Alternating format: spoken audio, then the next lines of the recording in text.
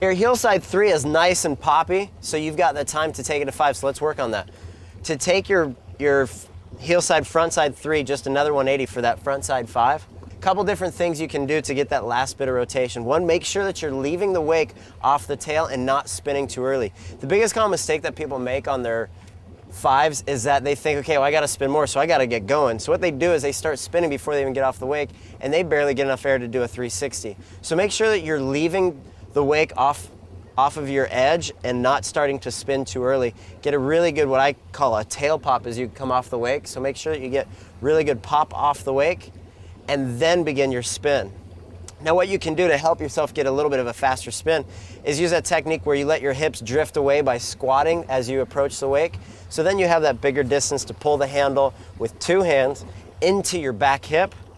And as soon as you feel yourself start to spin, look over your lead shoulder, and that's going to continue your rotation coming around.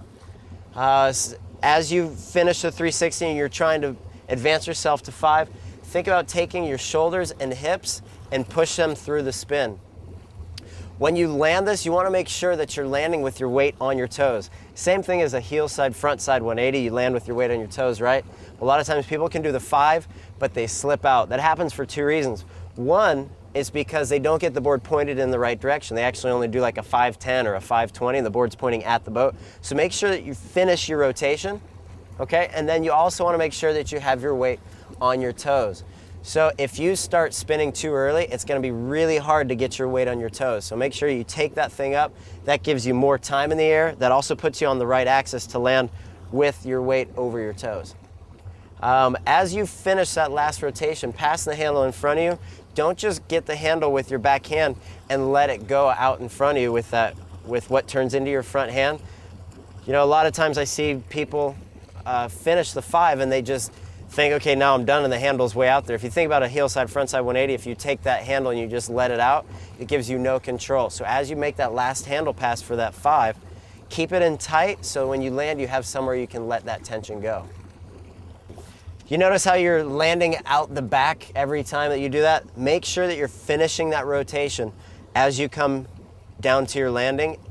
And what I mean is you want to finish the board spinning in the direction that you're traveling. So you're doing a 5 in the direction that you are going, not necessarily where the boat is going. So finish that 540 and make sure that you're cutting outside of the wake with the same direction you took off the wake.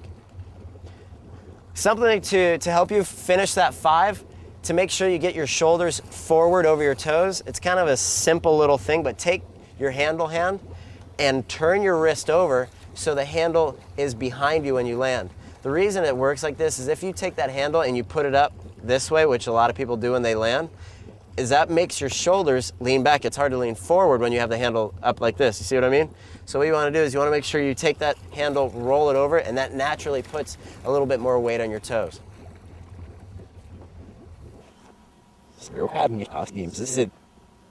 This is me talking backwards. Okay, your toe side, front side 3 looks pretty solid, and your toe side 180 is good, so you know how to do these 2 tricks already. We're just gonna put them together. Some people honestly can't even do a toe side 3, but they can do a 5, and the reason is, when you land a 5, it's just like a toe side wake to wake 180. That's almost easier than a toe side just straight air, because you can land leaning against the rope. So what I want you to do is think about that toe side 3 approach, where you're gonna come in just nice and easy on your toe side edge, keeping the handle down at that front hip. Real important, as you go through the top of the wake, keep that pull coming from your back arm, okay? So that as you go to the top of the wake, if you start to open up your body too soon, that pull's not going through your back arm any longer, and the pop's not gonna go through the board. So keep that pull coming from that back arm all the way to the top of the wake. Once you get into the air, the first few times that what you can do is you can think about actually squaring up to the boat just for a second. That's gonna make sure that you get a good axis, okay? So keep the board going on its edge all the way through the top of the wake and then squaring up to the boat. That's 2 things you can do to make sure that you don't start spinning this thing off axis.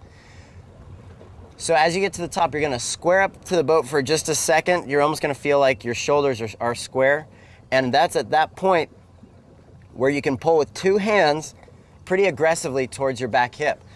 So as you square up, pull with 2 hands towards your back hip, look aggressively over your shoulder. The reason I say look aggressively, that's where your extra spin is gonna come from. is looking over quickly over that front shoulder is gonna cause you to spin around, okay? So what you can also do to finish that last 180 is think about closing the gap between the handle and your back hip. So as you're looking aggressively, you get the handle back in your front hand, think about taking your back hip and closing the gap up against your front hip. Remember that you don't want to point the board necessarily at the boat, but remember you want to point it in the direction that you're going, just like a toe side 180. So if you ever feel like you're having trouble when you go home and you're kind of working on this thing, just remember that you can always break this trick down into a couple different things. Like if you're having trouble with the beginning of it, work on your toe side 3. If you're having trouble with the end of it, work on your toe side 180s. Because it's just something you already know how to do, and you can just put those things together. Do you notice how you're able to kind of get a good spin, but you're not getting the handle on that 5?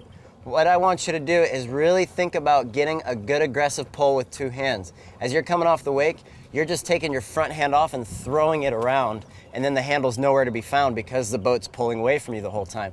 So you gotta give yourself just a moment to pass it. So make sure that you're getting a good pull with both hands. It's much easier to pull yourself towards the boat with both hands. Just like all the spins we've taught you up to this point, you need to make sure you're pulling with both hands to give yourself the easiest handle pass, all right?